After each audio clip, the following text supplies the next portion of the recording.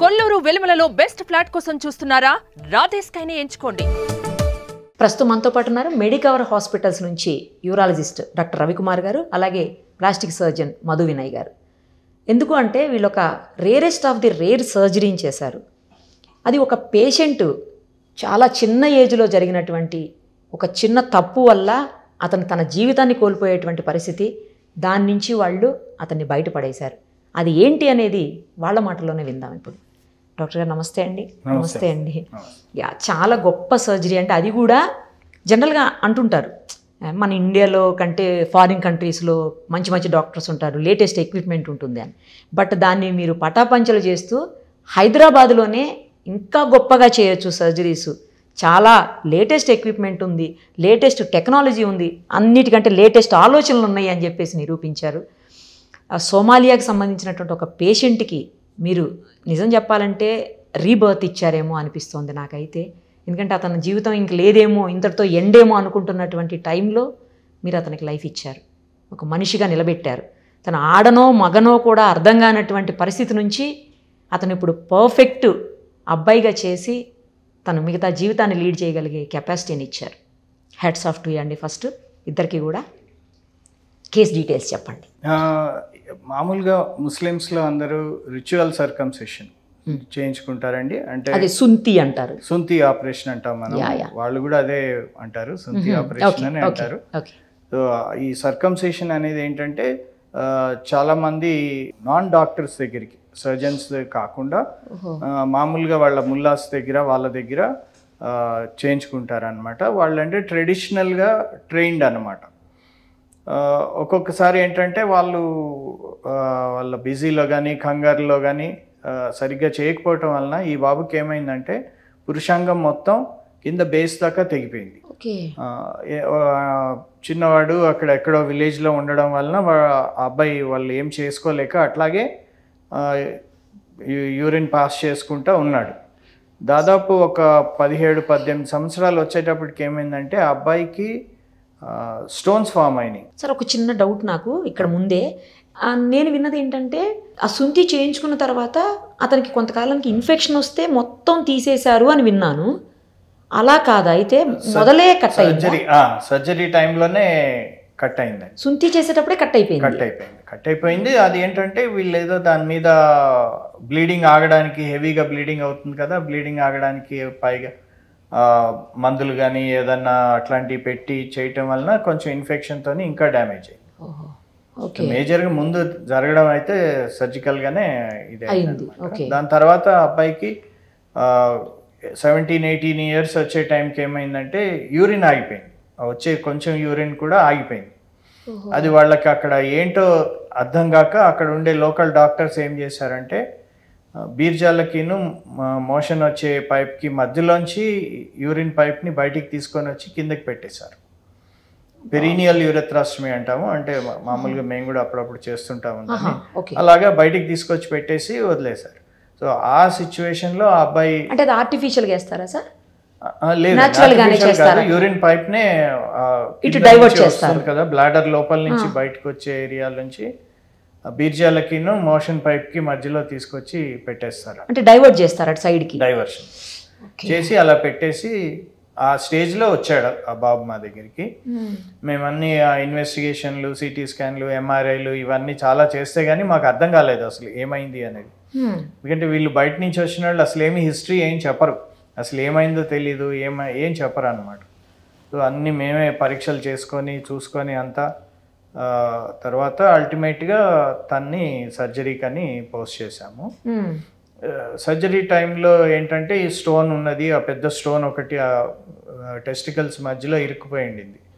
అదంతా తీసేసి తర్వాత వాళ్ళు చేసిన యూరిన్ స్టక్ అయిందా సార్? దానికే స్టక్ అయింది. అది వాళ్ళకి అక్కడ తెలియక కింద నుంచి ఓపెనింగ్ చేసేసారు. సో అదంతా మళ్ళీ రిపేర్ చేసుకొని ఆ కింద ఓపెనింగ్ అంతా క్లోజ్ చేసి పైదాకా యూరిన్ పైప్ అది తీసుకొని వచ్చి అప్పుడు ఆర్గన్ ఎక్కడుంది అని చూస్తే ఒక 1 సెంటీమీటర్ ఆర్గన్ ఒకటే ఉన్నది, ఇంకా వేరే ఆర్గన్ అంతా పోయిందనమాట. దాని తర్వాత కార్యక్రమం అంతా మా మధు వినయ్ గారు ప్లాన్ చేసుకొని కొత్తగా మళ్ళీ ఆర్గన్ని మేల్ ఆర్గన్ని తయారు చేయడానికి తను ప్లాన్ చేసి అదంతా అప్పుడు తను టేక్ ఓవర్ చేసి మేము చేసేటప్పటికే ఒక 3-3.5 గంటలు పట్టింది. దాని తర్వాత సర్జరీని తనకి హ్యాండ్ ఓవర్ చేశాము. ఆ పెనిస్ రీకన్స్ట్రక్షన్ అదంతా తను చెప్తాడు. చెప్పండి ఎలా చేశారు డాక్టర్ గారు? అంటే టోటల్ పెనిస్ రీకన్స్ట్రక్షన్ చేశామండి. తనకు ఎలా? ఒక ఈ పేషెంట్కి అయితే ఫోరామ్ అంటారు, ఫోరామ్ ఫ్లాప్స్ అనేవి ఉంటుంది అనమాట. అంటే ఈ చర్మంలో ఓన్లీ ఒక 3 సెంటీమీటర్స్ విడ్త్ వదిలేస్తాం. ఈ హ్యాండ్కి లింఫెడిమా అంటారు. ఆ లింఫెడిమా రాకుండా, స్వెల్లింగ్ రాకుండా ఉండడానికి 3 సెంటీమీటర్స్ వదిలేసేసి ఓవరాల్ చర్మంతో పాటు చర్మము, కొవ్వు అంతా తీసేసుకుంటాం. అంటే ఓన్లీ మజిల్స్ మిగులుతాయి, మజిల్స్ నర్వ్స్ అవ్వాలి. సో ఫ్లాప్ లాగా తీసుకుంటాం అనమాట. 2 ఆర్టరీస్ ఉంటాయి మనకి చేతికి సప్లై చేసేది. రేడియల్ ఆర్టరీ అని ఉంటుంది, అల్నర్ ఆర్టరీ అని ఉంటుంది. ఒక ఆర్టరీ బేస్ చేసుకొని దాన్ని మొత్తం తీసుకున్నాం అనమాట. సో దాన్ని తీసుకొని దాన్ని అక్కడే మోల్డ్ చేస్తాం ఒక పెన్ని షేప్ లాగా. సో పేషెంట్ చెయ్యి ఎంత పొడుగు ఉంటుందో ఆర్గన్ కూడా అంత పొడుగు తయారు చేయొచ్చు. సో దాన్ని తయారు చేసేసి ట్యూబ్ ఇన్ ట్యూబ్ టెక్నిక్ అని ఉంటుంది. సో ఒక పైప్ లోపల ఇంకో పైప్ లాగా. సో మామూలు మనం యూరిన్ పోసేటప్పుడు ఆ పైప్ లోపల పైప్ నుంచి యూరిన్ బయటకు వస్తుంది, పైన అంతా స్కిన్ కవర్ ఉంటుంది అన్నమాట. ట్యూబ్ ఇన్ ట్యూబ్ టెక్నిక్ అంటాం దీన్ని. సో అలా చేసేసి ఆర్టరీ, వీన్ ఉంటుంది, నర్వ్స్ ఉంటాయి. ఇవన్నీ తీసుకొని ఇక్కడ మళ్ళీ సేమ్ పెన్నిస్ ఏ పొజిషన్ లో ఉంటుంది ఆ పొజిషన్ లో పెట్టి పొట్ట దగ్గర ఇప్పుడు ఏ టిష్యూ సర్వైవ్ అవ్వాలి అన్న ఒక ఆర్టరీ బ్లడ్ సప్లై ఉండాలి. బ్లడ్ వెళ్ళాలి, బ్లడ్ రావాలి. సో ఆ సప్లై కోసం మనం తొడ దగ్గర ఇక్కడ బ్లడ్ వెజల్స్ తోటి జాయిన్ చేస్తాం అన్నమాట. సో మైక్రోస్కోప్ యూస్ చేసి, సర్జికల్ మైక్రోస్కోప్ ఉంటుంది, దాంతో యూస్ చేసేసి బ్లడ్ వెజల్స్ జాయిన్ చేసాం. సో ఆ బ్లడ్ వెజల్స్ జాయిన్ చేయడం వల్ల రక్త సరఫరా సెట్ అయింది అనమాట. సెట్ అయ్యి ఆ సర్వైవ్ అయింది. నర్వ్స్ కూడా ఈ పెన్నిస్ కి చిన్న స్టంప్ మిగిలింది కదా 1 సెంటీమీటర్, దాంట్లో నర్వ్స్ ఐడెంటిఫై చేసి నర్వ్ టు నర్వ్ జాయిన్ చేసాం. నర్వ్స్ ఉన్నాయి. సో ఆ డార్సల్ పెనల్ నర్వ్స్ అని ఉంటారు. ఈ చేతిలో క్యూటేనియస్ నర్వ్స్ ఉంటాయి. ఈ చర్మం తీసాం కదా, దీన్ని సప్లై చేసే నర్వ్స్ ఉంటాయి మీడియల్ లేటర్. అక్కడికి వెళ్ళేసేసి ఆ డార్సల్ నర్వ్స్ తోటి జాయిన్ చేసాం అనమాట. సో ఆ సెన్సేషన్స్ అనేవి డెవలప్ అవ్వడానికి, పెనల్ సెన్సేషన్స్ డెవలప్ అవ్వడానికి. సో టైం టేకింగ్ సర్జరీ ఇది. ఎందుకంటే చిన్నవంటే ఒకటే, ఇది పెద్దది మొత్తం ఈ చర్మం మొత్తం సర్వైవ్ అవ్వాలి కదా.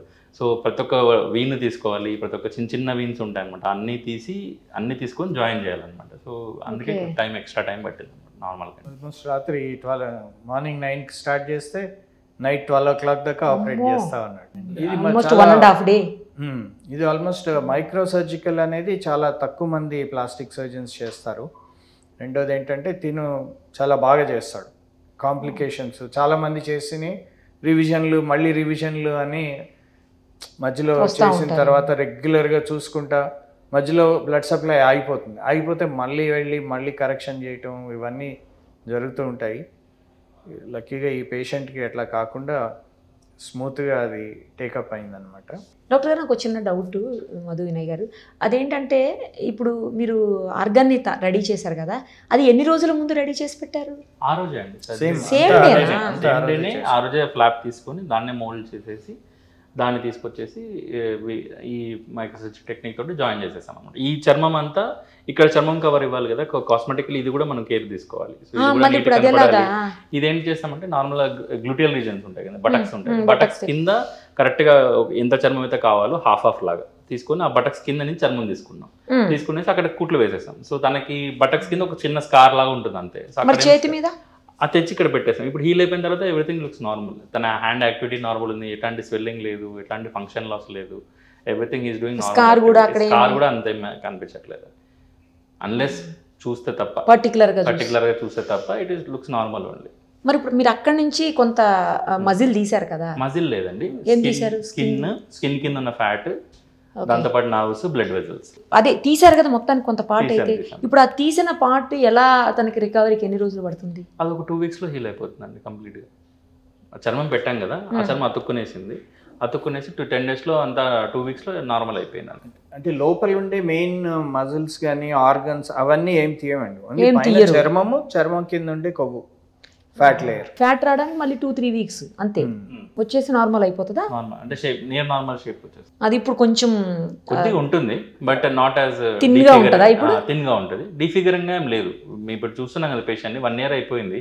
ఇనిషియల్ గా అనిపించేది థిన్ ఉంది కంపేర్ చేసుకుంటే, but now mostly near normal గానే. ఇప్పుడు మీరు చేసి ఎంత కాలం అయింది సర్జరీ? 1.5 year పైన అయిందండి. ఫస్ట్ సర్జరీ చేసి 1.5 year అయింది. సో మనం సెకండ్ మళ్ళీ ఏం చేశారు? ఇంప్లాంట్స్ అంటే దాని తర్వాత మామూలుగా ఏమవుతుంది అంటేమో ఈ యూరిన్ పైప్ ఏదైతే తయారు చేస్తారో అందులో ఒక్కొక్కసారి హోల్స్ పడతాయి. అదంతా మళ్ళీ హోల్స్ పడితే దాన్ని రిపేర్ చేసాము. తర్వాత యూరిన్ పైప్లో ఏదైతే స్టోన్ ఇరుక్కొని ఉండిందో అక్కడ బాగా ఇన్ఫెక్షన్ ఇవన్నీ ఉండినాయి. సో ఆ యూరిన్ పైప్కి కొత్తగా మనం తయారు చేసిన అంగానికి మధ్యలో ఉండే ఏరియా కూడా మళ్ళీ బ్లాక్ అయిపోయింది అనమాట. దాన్నంతా కూడా మళ్ళీ రెక్టిఫై చేసాం. సో ఇవన్నీ మనకి రెక్టిఫై అయ్యి కరెక్ట్గా ఉంది. తను అంగం టిప్పులోంచి బాగా యూరిన్ పాస్ చేస్తున్నాడు అని దానికోసం వెయిట్ చేస్తాం అన్నమాట. కాంప్లికేషన్ అనేది మళ్ళీ రాకూడదు అని. ఇదంతా అయిన తర్వాత మరి తను సంసార జీవితానికి పనికి రావాలంటే మళ్ళీ ఎరెక్షన్స్ కావాలి కదా. దానికి ఏంటంటే మళ్ళీ లాస్ట్ మొన్న 1 month బ్యాక్ దాని లోపల సిలికాన్ ఇంప్లాంట్స్ ఉంటాయి అన్నమాట. రాడ్స్ లాంటివి ఉంటాయి, లాంగ్ రాడ్స్, సిలికాన్ రాడ్స్. అవి మళ్ళీ అమర్చాం. మల్టిపుల్ గా అట్లా సర్జరీస్ చేసుకుంటా తను రికవర్. ఫైనల్ సర్జరీ రీసెంట్ గా చేశారు. ఈ ఇంప్లాంట్స్ అనేవి లాస్ట్ లో మొన్న 1 month బ్యాక్ ఫిట్ చేసి సెట్ అయిపోయినాయి ఇప్పుడు అవి. అది కూడా సైజుని బట్టి మనం ఇంప్లాంట్స్ 1 కానీ 2 కానీ పెడుతుంటాము. దీనికి 2 ఇంప్లాంట్స్ పట్టినాయి. సో 2 ఫిట్ చేసి సెట్ చేసాం అనమాట. సో నా ఇప్పుడు ఈ can even marry and have normal life, children అంతా. అదే అడగబోతున్నానండి. మరి పిల్లలు అదంతా కూడా ఏం ప్రాబ్లం ఉండదా? ఇప్పుడు బాగానే ఉంటుందండి. బికాజ్ అంతా సెట్ చేసాం కాబట్టి now is good for married life. అంటే ఈ చిన్న ఏజ్ అవ్వటం వల్ల ఇవన్నీ సెట్ చేయగలిగారా, లేకపోతే ఏ ఏజ్లోనైనా ఇలా చేయొచ్చా? ఏజ్లోనే చేయొచ్చండి. అంటే అన్లెస్ 70 years పైన అలా కాదు, మరి అంత ఏజ్ కాదు, 40-50 వరకు కూడా అట్లా చేయొచ్చు. ఇతను మీరు చెప్పిన అతను 17-18 years కదా, చాలా తక్కువ ఏజ్. సో ఇంకా కొంచెం పెద్దవాళ్ళైనా కొన్ని ఏమంటారు యాక్సిడెంట్స్లో ఇలాంటివి చూస్తుంటామండి.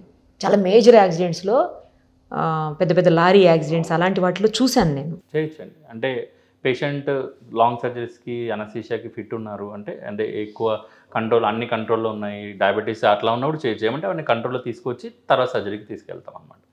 సో తన ఫిట్నెస్ అన్ని చెక్ చేస్తాం, కార్డియాక్ ఫిట్నెస్ అంతా ఉంది అంటే then we will go for surgery. Surgery long hours పడుతుంది దాన్ని. సో బాడీ ఫిట్గా ఉండాలన్నమాట. సో అన్నిటి చూసుకొని then we go for surgery. అంటే ఇప్పుడు penile cancer cases common, young ఏజెస్లోనే కామన్ ఉంటాయి పెనల్ క్యాన్సర్స్ అని. సో వాళ్ళలో పినెక్టమీ చేసేస్తారు, పెనిస్ తీసేయడం అంటే. సో వాళ్ళందరికీ ఇది ఒక హోప్ అనమాట. సో వీ కెన్, సో అన్ని రీకన్స్ట్రక్షన్ ఆప్షన్స్ ఉన్నాయి. So we can reconstruct and you can lead near normal life lead చేయొచ్చు. అలా అప్పటితో అయిపోయింది నాకు అని ఉండాల్సిన అవసరం లేదని అందుకే అడిగానండి. మన దేశంలో ఏంటంటేనమ్మా ఇట్లాంటివి, అంటే ఇది ఇప్పుడు ఆల్మోస్ట్ ముస్లిమ్స్ కూడా అందరూ సర్కంసిషన్కి వాళ్ళు డాక్టర్స్ దగ్గరికే వెళ్ళి చేయించుకుంటున్నారు. ఎక్కడో డీప్ విలేజెస్లో అట్లాంటి చోట మేబీ ఇంకా వెళ్తున్నారేమో కానీ రిలీజియస్ దాని గురించి, అదర్వైజ్ హాస్పిటల్స్లోనే వచ్చి చేయించుకుంటున్నారు. అవునా? ఓకే.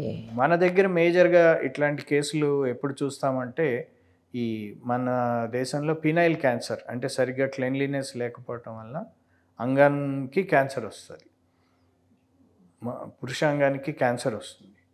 దానికి పురుషాంగం పూర్తిగా తీసేస్తారు, లేకపోతే ఒక్కొక్కసారి మోర్ దెన్ హాఫ్ కట్ చేసేయాల్సి వస్తుంది, చిన్న స్టంపే మిగులుతుంది అనమాట. అట్లాంటి వాళ్ళందరికీ కూడా వాళ్ళు ఈ సర్జరీస్కి ఎలిజిబుల్గా ఉంటారు. ఇంకొకటి ఫ్యాక్టరీస్లో మిషనరీ ఆపరేట్ చేస్తూ ఉంటారు, వాళ్ళకు కూడా ఒక్కొక్కసారి లాగేస్తూ ఉంటుంది. కొంతమందికి జుట్టు లాగేస్తుంది, కొంతమందికి ఈ పెనిస్ని సడన్గా లోపలికి లాగేయటం జరుగుతుంది. వాళ్ళకు కూడా మనకి ఈ పర్టికులర్ సర్జరీ అనేది ఉపయోగపడుతుంది. ఇప్పుడు ఇది అంటే ఆర్టిఫిషియల్గా పెట్టింది కాబట్టి చాలా ఎక్కువ పెయిన్ ఉండటం, చాలా ఎక్కువ కాలం సఫర్ అవటం అట్లా ఏమన్నా ఉంటుందండి? అలా ఏం లేదండి. ఆర్టిఫిషియల్ అంటే ఆర్టిఫిషియల్ తన జన్మం తనకే కదండి. సో అదే ఏదైనా ఆర్టిఫిషియల్ కదా, అంటే తనకైనా సో రిజెక్షన్ అట్లాంటివి ఏమి ఉండవు, బాడీ రిజెక్షన్ అట్లాంటివి ఏమి ఉండవు, ఫారిన్ బాడీ టైప్ కాదు, అలా కాదు. సో తన బాడీ నుంచి తనకే కాబట్టి రిజెక్షన్ రిస్క్ ఉండదు. ఓన్లీ థింగ్ ఈజ్ మనం సర్జరీ చేసినప్పుడు ఆ బ్లడ్ వెజల్స్ అనేవి సరిగ్గా పనిచేసేటట్టు సర్జరీ చేసుకోవాలి. సో కరెక్ట్ మనం సర్జరీ అయిన ఇమీడియట్గా 24 to ఒక 2 to 3 days వరకు చాలా జాగ్రత్తగా చూసుకుంటాం. సో ఆ బ్లడ్ వెజల్స్ ఏమైనా బ్లాక్ అవుతున్నాయి అయితేనే వెంటనే సర్జరీ తీసుకొని రీటేక్ చేయడానికి అనమాట. సో అలా ఛాన్సెస్ రేర్లీ వస్తాయి. ఒక 100 సర్జరీస్ చేసామంటే ఒక 4 to 5 cases అట్లా రీడూ ఛాన్సెస్ ఉంటాయన్నమాట. బట్ ఈ పేషెంట్ అయితే అలా అవ్వలేదు. So he was well and fine అనమాట. సో ఈ జాగ్రత్తలు తీసుకొని చేస్తాం కాబట్టి రిజెక్షన్ అవన్నీ ఏమి ఉండవు. ఇంకా అసలు ఏం ప్రాబ్లమ్స్ ఉండవు, నార్మలే ఉండొచ్చు. మళ్ళీ అతనికి ఏమన్నా వేరే ఇష్యూస్ కానీ లేకపోతే వేరే సైడ్ ఎఫెక్ట్స్ కానీ అట్లా ఏమన్నా వచ్చే అవకాశం ఉంటుంది? సర్జరీ అయిన తర్వాత కొద్దిగా సార్ అన్నట్టు ఫిస్టులాస్ రావడం అంటే హోల్స్ పడడం కానీ అవి కామన్గా చూస్తాము. బట్ అవన్నీ ట్రీటబుల్ అండి. సో ఎక్స్ప్లెయిన్ చేస్తాం పేషెంట్ ముందే. సో ఈ రిస్క్ ఉంటుంది, ఇట్లా హోల్స్ పడే రిస్క్ ఉంటుంది అవన్నీ. సో అవన్నీ సీల్ చేసేస్తాం, సర్జరీస్ ఉన్నాయి దానికి సీల్ చేసేస్తామండి. సో విత్ ఇన్ 1 yearలో everything will be set already. ఆ నర్వ్స్ జాయిన్ చేస్తాం కదా, సెన్సేషన్స్ డెవలప్ అయిన తర్వాత వెయిట్ చేస్తాం. 6 months to 1 year వరకు వెయిట్ చేస్తాం. ఆ పేషెంట్కి ఆ సెన్సేషన్ డెవలప్ అయిన తర్వాత ఇంప్లాంట్ అనేది పెడతాం. మాకు ఇన్ఫెక్షన్ ఏం లేదు, రిస్క్ లేదన్నప్పుడు ఇంప్లాంట్స్ పెడతారు. ఇక 1 year తర్వాత వేరే సైడ్ ఎఫెక్ట్స్ రావు, వచ్చినా 1 year లోపే వస్తాయి. అంటే అంతసేపు కావాలనే వెయిట్ చేస్తాం, ఇంప్లాంట్స్ పెట్టకుండా కావాలనే వెయిట్ చేస్తాం అనమాట, అంతా నార్మల్ అయింది అని. అండ్ ఇంప్లాంట్స్ పెట్టిన తర్వాత ఇంక వేరే సర్జరీస్ చేయటం కష్టం, ఇంకేం చేయలేరు. అందుకని ముందే అంతా నార్మల్ అయింది అని అనుకుంటే గానీ ఇంప్లాంట్స్ పెట్టాం. Right sir. ఇంప్లాంట్స్ పెట్టిన తర్వాత కూడా ఏమన్నా మళ్ళీ సైడ్ ఎఫెక్ట్స్, ఇన్ఫెక్షన్స్ అట్లా ఏమన్నా ఉంటే ఇంకేముండే? Implant is a foreign body కదా, అందుకే ఇన్ఫెక్షన్ రాకుండా చాలా కేర్ఫుల్గా చూసుకొని యూరిన్లో అంతా టెస్టులు చేసుకొని కల్చర్స్ అన్నీ నెగిటివ్గా ఉన్నాయి, ఎవ్రీథింగ్ బాగుందన్నప్పుడే పెడతాం అన్నమాట. ఓకే. నేను అనేది అయిపోయిన తర్వాత సార్, అయిపోయిన తర్వాత కూడా అంటే ఈ ఇంప్లాంట్స్ ఇరోడ్ అవుతాయంటారు, బయటికి గుచ్చుకొని బయటికి రావచ్చు ఒక్కొక్కసారి. అందుకని ఏం చేస్తామంటే కొంచెం స్మాలర్ సైజే పెడతాం. Okay okay. నార్మల్ పెన్నిస్లో కూడా కొంతమందికి డయాబెటీస్ వలన వాళ్ళకి ఇంపార్టెన్సీ వస్తే వాళ్ళకు కూడా ఈ ఇంప్లాంట్స్ పెడతాం అనమాట. అక్కడే వాటి నుంచే వీళ్ళకి కూడా తయారైనవి. సో మేల్స్లో మామూలు వాళ్ళకి ఏంటంటే మంచి సైజ్ పైదాకా చూసి ఇంప్లాంట్ పెడతాము, వీళ్ళకి కొంచెం చిన్న సైజ్ పెడతాం, బికాస్ అంత టఫ్ ఉండదు కదా, టిష్యూ సాఫ్ట్ టిష్యూ ఉంటుంది. సో ఇంకా లైఫ్లో ఏమీ ప్రాబ్లమ్స్ రావు అతనికి, నార్మల్గానే ఉంటాడు అందరిలాగే, కాకపోతే కొంచెం కేర్ఫుల్గా ఉండాలా? అట్లా ఏం లేదా? అంటే ఇన్ఫెక్షన్స్, యూరిన్ ఇన్ఫెక్షన్ అట్లాంటివి రాకుండా చూసుకోవాల్సిన అవసరం ఉంటుంది. రావండి. అంటే ఈ బాబుకి స్పెషల్ ఎందుకంటే విండోస్ అంత స్టోన్స్ బ్లాక్ అయిపోయి వచ్చినాయి కాబట్టి, నార్మల్ వాళ్ళకి అవన్నీ ఉండవు కదా, విల్ బి ఓకే. ఇంకా ఈ మధ్యలో కొత్త ట్రెండ్ ఏంటంటే ఫీమేల్స్ మేల్స్ కింద కన్వర్షన్ చాలా జరుగుతున్నాయి, వాళ్ళకు కూడా ఈ సర్జరీస్ చేస్తుంటారు. Female wants to become a male, ఎక్కడి నుంచైనా ఆర్గన్ తయారు చేయాలి కదా. అవును అవును సార్, నిజమేనా అండి? అట్లా కూడా అవుతుంది. ట్రాన్స్జెండర్ చేంజ్ సర్జరీస్ ఉంటాయండి. సో దాంట్లో జెండర్ చేంజ్ సర్జరీస్లో సో దిస్ ఈజ్ డిస్క్రైబ్డ్ అనమాట. సో అంటే more common is male to female. Female to male అనేది రేర్గా వస్తారు. ఓ, మేల్ టు ఫీమేలే ఎక్కువ ఉంటుంది. సో ఫీమేల్ టు మేల్ అదే ఈజీ ఏమో రెండిట్లో కదండి, కంపేర్ చేస్తాం. చాలా ఈజీ కదా, అదే కానీ వాళ్ళకు కూడా మరి అంటే ఫీమేల్ అయినప్పుడు బ్రెస్ట్ అవన్నీ పెట్టాల్సి ఉంటుంది. ఆగ్మెంటేషన్ అవి చేస్తామండి, బ్రెస్ట్ ఇంప్లాంట్స్ చేస్తాము. So that is simple actually. Breast implants is simple. ఇప్పుడు దీంతో కంపేర్ చేసి అది సింపుల్, అది 1.5 hours అయిపోయి సర్జరీ అది. So that is simple. Breast augmentation అనేది మేల్ టు ఫీమేల్ కామన్. ఈ జెనిటల్ సర్జరీస్ అనేది కొద్దిగా అది కష్టం. జెండర్ సర్జరీస్, జెనిటల్ సర్జరీస్ అండి. ఇప్పుడు పెనిస్